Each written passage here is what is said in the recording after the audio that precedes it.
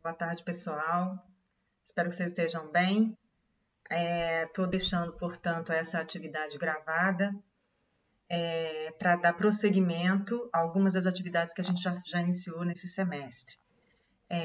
Vou recuperar com vocês que a gente tratou, nesse primeiro momento, de conceitos de tradução através de diversas leituras que foram passadas, né?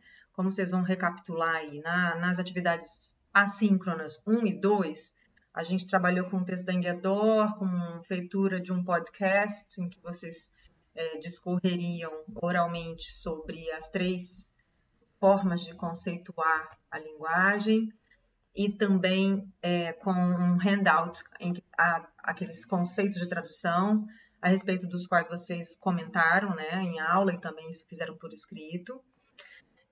A atividade assíncrona 3, que é aquela da qual a gente vai tratar hoje, né? Vou fazer uma breve exposição ligando a atividade 3 com a 5. A 3 é a leitura até a página 24 do livro Oficina de Tradução da Rosemary Arrojo, na qual eu pedi para vocês pensarem sobre as metáforas do vagão de trem e do palimpsesto. A atividade assíncrona 5 é para fazer a leitura do conto do Jorge Luis Borges, escritor argentino, importante nome na literatura mundial, universal. O conto dele se chama Pierre Menard, autor do Quixote. A atividade assíncrona 4, a gente vai deixar para discutir juntos depois, que é sobre a palestra do professor Adailson Sobral, em que ele faz uma contextualização dos estudos da tradução dentro do campo maior da linguística aplicada. Tá? Então, vamos falar agora sobre essa parte das nossas tarefas, que são as atividades assíncronas 3 e 5. Tá? Bom, portanto, a gente vai começar falando do livro da Arrojo. Como já mencionei para vocês em aula, esse livro da Arrojo, Oficina de Tradução, é uma importante referência dentro do campo dos estudos da tradução. A professora Rosemary Arrojo foi professora da Unicamp, na área de linguística e literatura, se aposentou e foi para os Estados Unidos, onde ela atua num dos programas mais importantes para os estudos da tradução no mundo.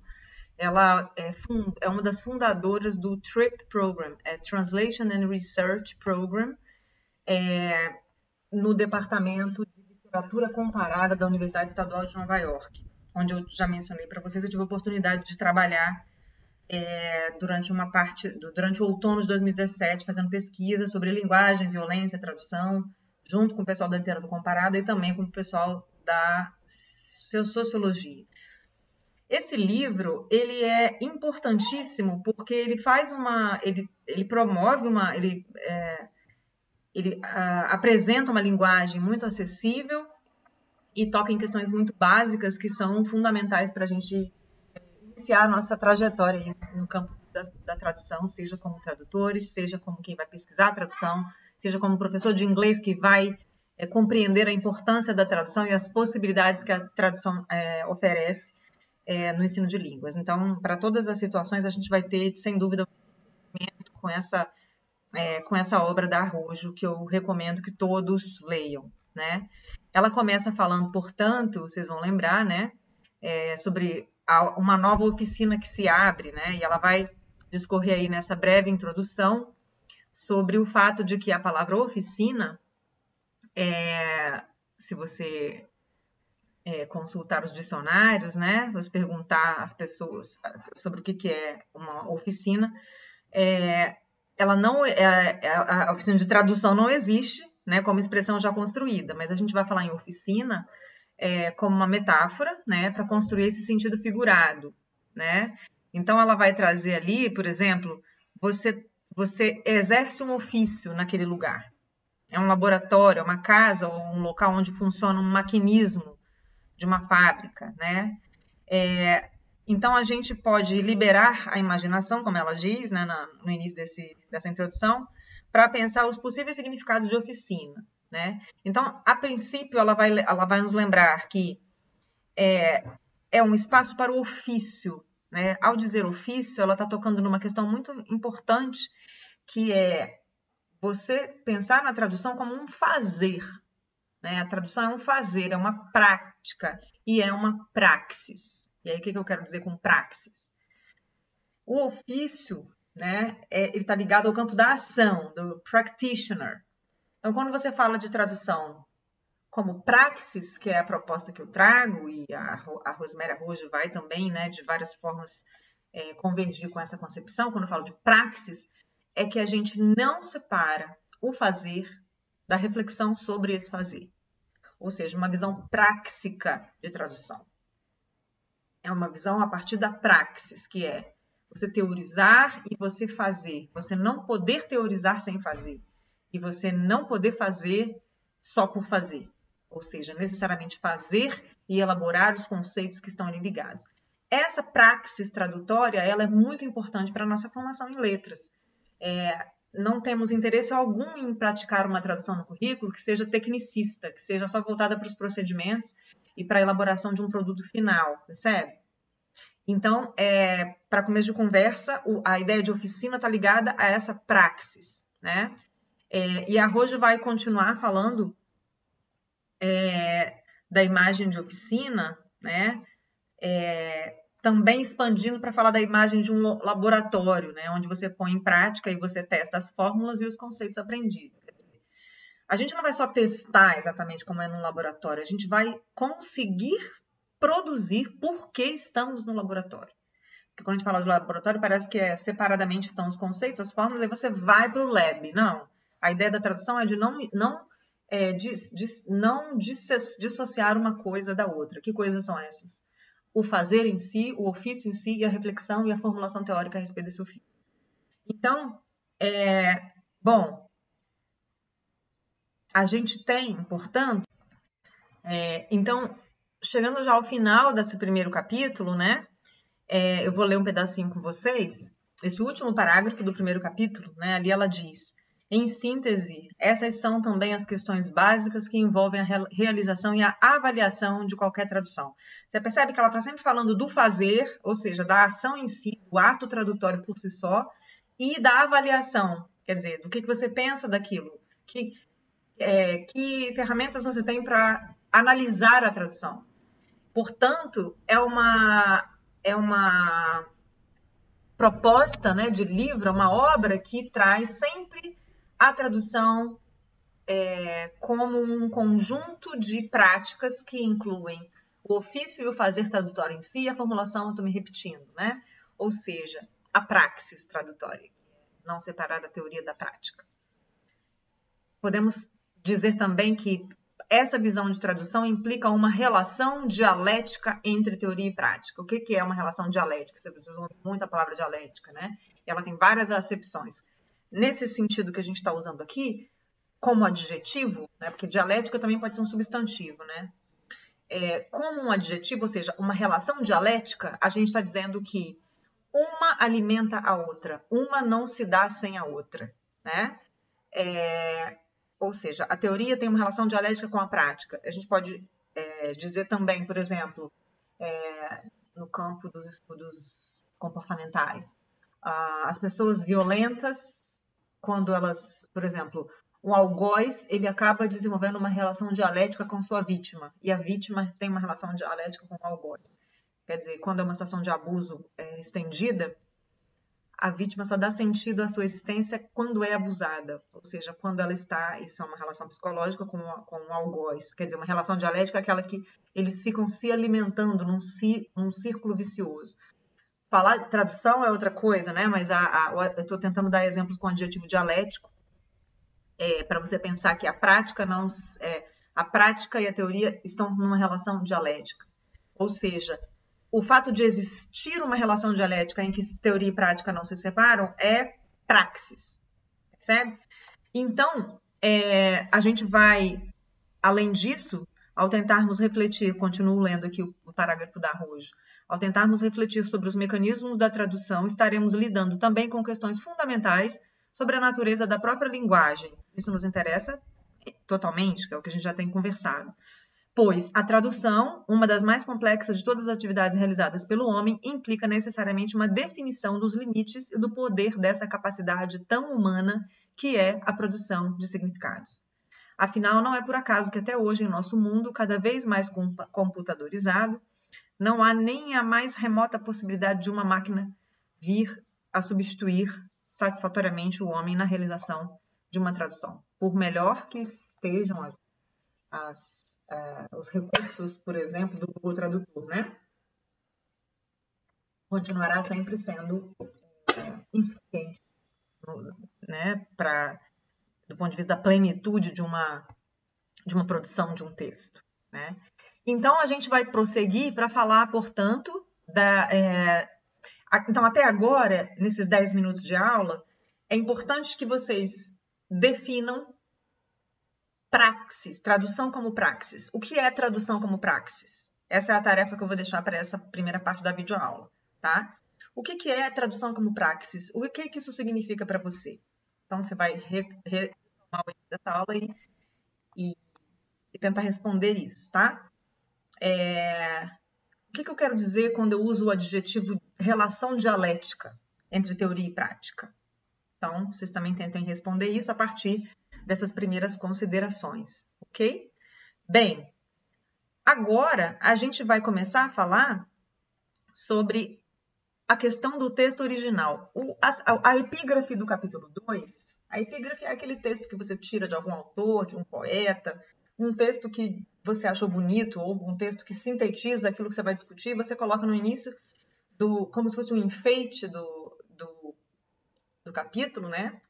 Mas, na verdade, não é só enfeite, ele de alguma forma está diretamente relacionado, ou serve para ser um gatilho para você pensar várias questões que virão nesse capítulo. Portanto, a gente chama de epígrafe. A epígrafe do Otávio Paz, que foi esse poeta mexicano importantíssimo, ganhou o Prêmio Nobel de Literatura, né? Não lembro exatamente em que ano, foi um grande tradutor também, né? E é uma definição que vários estudantes escolheram quando a gente fez aquela tarefa inicialmente, uma das atividades assíncronas, tá? E ele vai dizer, todo texto é único e é, ao mesmo tempo, a tradução de outro texto. Todo texto traduz um texto que o antecedeu, seja ele verbal ou não. Então, você pode ter um texto que veio antes e aí veio depois um texto oral, ou vice-versa, né? Nenhum texto é completamente original, porque a própria língua, em sua essência, já é uma tradução, em primeiro lugar, do mundo não verbal e, em seguida, porque todo signo e toda frase é a tradução de outro signo e de outra frase. Entretanto, esse argumento pode ser modificado sem perder sua validade, no sentido do seguinte, todos os textos são originais ao mesmo tempo. Ao mesmo que ele diz que nenhum texto é original, porque sempre alguma coisa veio antes. Houve alguma tradução de alguma coisa para que aquele texto existisse enquanto tal, mesmo que ele pareça ser o texto original. Ele pode ser o texto de partida, por isso que a gente usa o termo texto de partida, para evitar falar de original, porque ao falar original a gente dá uma ideia transcendental, né? Uma ideia de uma genealogia, né? Alguma coisa de uma origem transcendental com a qual a gente não trabalha. Então, ao mesmo tempo que ele diz, então nenhum texto é original, ele também diz, todo texto é original. Todos os textos são originais porque toda tradução é diferente uma da outra. Não tem como repetir, espelhar o texto que veio antes ao tradução. Toda tradução é, até certo ponto, uma criação e, como tal, constitui um texto único. Então, essas reflexões de Otávio Paz, elas são muito importantes para a gente começar a falar da metáfora do vagão de trem, que é uma imagem muito frequentemente usada por teóricos como Catford, que ela vai mencionar, que é um dos teóricos mais conhecidos e divulgados. Tem muitos teóricos no campo da tradução que hoje são, a gente pode dizer que eles são superados, nós os superamos. Nós avançamos em relação a eles, em relação aos postulados que eles fizeram. Não quer dizer que eles não contribuíram. Pelo contrário, sem as contribuições iniciais, que podem, inclusive, ter sido superadas, a gente não teria chegado aonde a gente chegou. Ou seja, todas as contribuições, por exemplo, de Catford e de Eugene Nida, que são mencionados pela Arrojo, foram stepping stones, né? Foram pontos que nos ajudaram a firmar os nossos pés para a gente poder caminhar dentro dos estudos. Então, o que é importante nesse momento é a gente pensar o seguinte, primeiro vamos descrever essa metáfora do vagão, né? Segundo Eugene Nida, ele compara as palavras de uma sentença, e aí já usa a palavra sentença, a palavra frase, tudo isso que a gente também já abandonou, né? A gente não quer saber de sentença, a gente quer saber de enunciado. Em vez de frase, sentença, sentence, a gente vai falar de enunciado. Por quê? Porque frase, sentença, está ainda no nível da estrutura, pensando ali numa ideia de linguagem de laboratório, né? Linguagem desprovida da história, desprovida da sua situação de enunciação. Você está pensando na linguagem como algo, um recorte no vácuo, e aí você isola para análise. Isso é frase, isso é sentence. E aí tem enunciado. O enunciado não está no vácuo histórico, ele está na história, ele está no sujeito, na história, numa situação que tem seu contexto, que tem suas vivências, que tem os deslizes, que tem as interpretações, leituras, o caos, a imprevisibilidade. Por isso que a gente distingue muito bem isso. Mas quando a gente vai falar aqui na metáfora que o Dinaida e Catford construíram para falar sobre tradução como um processo de vagões, de fileiras de vagões, é ainda uma visão estruturalista, né? Que a gente já superou, avançamos a partir dela, mas ela já não nos serve mais, mas precisamos conhecê-la muito bem para podermos firmar os nossos pés em outra concepção, tá? Por quê? Porque essa concepção de vagão de trem, ela ainda é vigente, ela vige, né? E a gente vai contribuindo para ressignificá-la na nossa praxis, né? Dentro de ensino de línguas, dentro enquanto tradutores, percebe? Portanto, segundo a descrição dele, a carga pode ser distribuída entre os diferentes vagões. Você tem o trem, né? Você tem 2 cidades, você tem a carga dentro dos vagões distribuídas e elas, algum vagão poderá conter mais do que o outro, né? Carregar pouca, carregar muita. Mas algumas palavras, assim como nos vagões, as palavras dessas frases poderão carregar conceitos, né, diferentes, ter mais potência significativa, né, mais potência significante do que outras, né? E aí eu vou ler um trechinho aqui para eu não pular nenhuma parte. Da mesma maneira que o que importa no transporte da carga não é quais vagões carregam quais cargas, também não é importante a sequência em que eles estão colocados, mas sim que todos os volumes alcancem seu destino.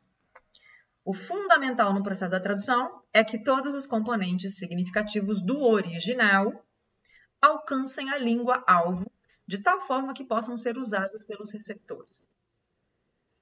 Então, aqui você tem uma visão inequívoca de tradução como transferência de sentido. Tradução como transporte, como transferência. Inclusive, a própria palavra tradução, esse vocábulo, né, esse termo que vem do latim, ele vem de trazer ao longo de transferir, de to bring across. Apesar do nome ser esse, a gente precisa problematizar essa ideia de transferência, né? Então, e aí, a partir dessas questões, a Roche vai dizer, se pensarmos o processo de tradução como transporte de significados entre língua A e língua B, acreditamos ser o texto original um objeto estável. Tá ali estável, você vai pegar tudo, ele é transportável, dá para levar. Né? Você pega tudo que está ali, bota nos vagões, nas fileirinhas, do jeito que der, do jeito que você quiser, né? E que o que importa não é como ele chega, mas é que ele chegue. Então, acredita-se tanto numa estabilidade de um texto original, quanto na possibilidade de um caminho sem percalços, de um caminho com tudo previsto, com tudo tranquilinho, sem nenhuma surpresa ao longo da trajetória, de modo que seja possível chegar ao seu destino final. Né? Nesse sentido, afinal, continuando essa metáfora dos vagões de trem, se as palavras de uma sentença são como carga contida em um vagão, é perfeitamente possível determinarmos e controlarmos todo o seu conteúdo até garantir que seja transposto na íntegra para o outro conjunto de vagões. Quer dizer, ao mesmo tempo, se compararmos o tradutor ao encarregado do transporte dessa carga, né? O tradutor é aquele que está responsável pelo processo de transporte. A gente vai assumir que a função meramente mecânica do tradutor se restringe a garantir que a carga chegue intacta ao seu destino. Então, assim, o tradutor traduz, ou seja, ele transporta a carga, ele transfere conteúdos de significação, mas não deve interferir em nada. Então, você tem várias questões aí nessa metáfora que reclamam uma problematização. Primeiro, a ideia de um original estável, Segundo, a ideia de que as palavras são apenas meros repositórios, né? Terceiro, a ideia de que o tradutor ele tem um papel meramente mecânico, que ele não incidiria sobre o processo. Essa visão tradicional, que obviamente pressupõe uma determinada teoria da linguagem, muito estruturalista, né? Muito ligada àquela visão que a gente discutiu sobre língua como instrumento de comunicação, língua como espelho do mundo, né? Essa visão ela reflete também nas diretrizes em geral que se estabelecem para o trabalho do tradutor até hoje, né? Então, segundo essa visão de mundo, visão de linguagem, visão de tradução, lembra que eu falei que a cada conceito de linguagem equivale um conceito de tradução. Não dá para separar, né? Ele tem uma relação dialética, né? Um alimenta o outro. Eu já mencionei essa palavra antes, né? Então, que princípios básicos definiriam uma boa tradução nesses termos aí?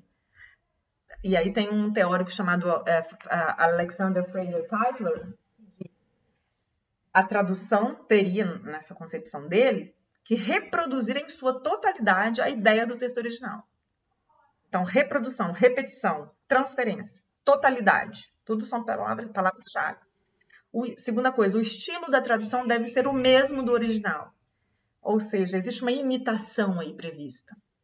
Você percebe como o tradutor vai ficando na camisa de força? Ele tem que imitar, ele tem que reproduzir. Terceiro, a tradução deve ser a tradução deve ter toda a fluência e a naturalidade do texto original. Então, você vai ter várias dimensões aí que são por vontade dessa teorização. Estariam sob o controle, né? Mas que na prática de linguagem que a gente vive, na linguagem língua como discurso, sujeito à história, sujeito às contingências, sujeito às possibilidades, colocado num terreno que é sempre de disputa, porque é um terreno de assimetria, assimétrico, desigual, você tem o contrário dessas condições. Você não tem a previsibilidade, você não tem a estabilidade do texto original. Ainda que, claro, em grande medida você possa e deva tentar identificar ali conteúdos que você consiga dar conta, mas totalizar nunca. Não é possível repetir de modo totalizante, né? Então, vamos ver como é que estamos aqui de tempo. 22 minutos. A gente tem, portanto, uma sessão aí já nesse segundo capítulo, que ela começa a falar de Pierre Menard, do Don Quixote, uma lição de Borges sobre a linguagem e a tradução, que vai ajudar a gente a se abrir, né, mentalmente, filosoficamente, para a ideia de tradução como palimpsesto, que é a segunda metáfora que a gente discutir mais adiante. Então, a gente entra, é importante a leitura do conto do Pierre Menard, que eu passei para vocês o conto em si. Aqui ela menciona o conto, né? Aqui não está transcrito, o conto não está transcrito aqui dentro do capítulo da Arrojo, mas é uma leitura importantíssima. Não sei se alguém, espero que vocês já tenham lido, né? Que eu já tinha pedido para ler. A leitura desse conto pode causar para vocês, para muita gente, um estranhamento. Não é aquele conto que tem uma história muito linear, né? Que traz de modo sedutor os leitores, poderá causar estranhamento, porque pode parecer, inclusive, que nem um conto, né? Enfim, são as artimanhas literárias, os artifícios do Borges, que foi um grande artífice da arte literária, né? Um grande escritor e escritor de textos de formas literárias curtas, né? Contos curtos, né? Não escreveu romance, por exemplo, Borges, né? Então, você tem aí essa imagem consagrada, essa imagem já sacralizada de tradução como transferência, tradução como repetição, tradução como reprodução, tradução como imitação, ela encontra aí excelente ilustração no conto de Borges, né? Bom, primeiro a gente tem que saber o que é o Quixote, né? O Don Quixote é uma das obras literárias mais importantes da literatura universal, escrito por Miguel de Cervantes, né? Cervantes, nunca sei se pronuncia o S ou não. Miguel de Cervantes escreveu Don Quixote, é considerado o primeiro romance na literatura mundial, né? Buscar o ano correto da publicação de Don Quixote, que é no século XVII, iniciozinho, 1605. Então, como eu disse, o Don Quixote é considerado o primeiro romance da Era Moderna, né? Embora ele se inspirasse em romances de cavalaria que precederam a própria escrita desse romance. Não sei quem já leu Don Quixote. Eu tenho um slide que depois eu vou passar para vocês sobre a história de Don Quixote, que é absolutamente fascinante. Bom, o que tem a ver o conto de Borges com o livro de Miguel de Cervantes, lá do século XVII? Borges é século XX, né? Borges escreve um conto no qual sua personagem principal, que é o Pierre Menard, vocês vão ler, ou já leram, né? O Pierre Menard, ele é um tradutor que se propõe, essa é a grande sacada, né? É uma personagem, um tradutor personagem que se propõe a reescrever o conto de Miguel de Cervantes de modo idêntico, só que no século XX. Então, vou ler um trechinho com vocês aqui do livro da Arrojo, tá? Embora seja um conto bastante complexo, e à primeira vista pode desiludir os leitores menos acostumados a visitar os textos labirínticos, vale a pena tentar penetrar na sua trama aparentemente simples, mas que oferece em suas poucas páginas, como tudo que Borges escreveu é pouco, pequeno, sintético, um dos comentários mais brilhantes e mais completos na literatura, que já se escreveu sobre os mecanismos da linguagem e suas implicações para uma teoria da tradução e para uma teoria da literatura, inclusive. Então, não desanimem, né? Não fiquem desanimados com a aparência talvez hermética, né? Impenetrável do conto. Porque você vai lendo, o que ele está dizendo? Não estou conseguindo entender. Leia de novo, gasta um pouquinho, debruce-se sobre o conto. Ele é uma resenha póstuma das obras de Pierre Menard. O que é uma resenha? Né? Alguém vai e faz uma análise, um compilado. Pega as obras do Pierre Menard, o Pierre Menard, que é esse tradutor, que já morreu, personagem fictício, né? Alguém pega as obras dele. Ele foi um homem de letras, né? Ele foi um Pierre Menard, pelo nome você já vê de onde ele é, né? De origem francesa, que viveu na primeira metade do século XX. Então, o narrador ou a narradora, a pessoa que está narrando, não é o Pierre Menard, é um crítico literário que tenta apresentar o verdadeiro catálogo, tenta apresentar de forma sistemática uma lista, né? Através de um catálogo das obras do Pierre Menard, de quem se diz amigo, né? Com o objetivo de retificar um catálogo recém-publicado e que considera falso ou incompleto. Ou seja, alguém publicou um catálogo e a pessoa fala, não é isso não. Deixa eu explicar como é que foi a obra do Menard direito. O catálogo correto é esse aqui. Então, tá vendo? Essa introdução que a Arrojo faz, que eu estou tentando repetir aqui, talvez ela ajude vocês a não desanimarem e a, de fato, aproveitarem esse conto, tá? Então, é fácil enumerar, e aí o narrador vai dizer assim, é muito fácil a gente listar o que se chama de obra visível de Menard.